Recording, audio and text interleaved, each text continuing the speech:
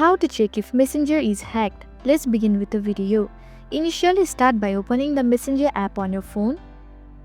Now take a moment to go through your chat and look for any messages that you didn't send, which could be a sign of unusual activity. Once you have reviewed your chat, go back and click on the hamburger icon at the bottom right corner. From the menu that appears, select Settings. Next, scroll all the way to the bottom and select Account Center. In the Account Center, choose Passport and Security. Under the Security Check section, you will see an option called Where you are logged in. Tap on it. Likewise, here you will be able to see all the devices where you are currently logged in. If you notice any suspicious devices that you don't recognize, click on the Select Device to log out. Moreover, click on a device you suspect may be linked to a hack account.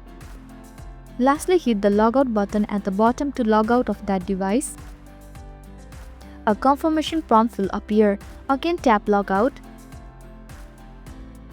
To confirm your action, enter the verification code. That's it. I hope this video helped.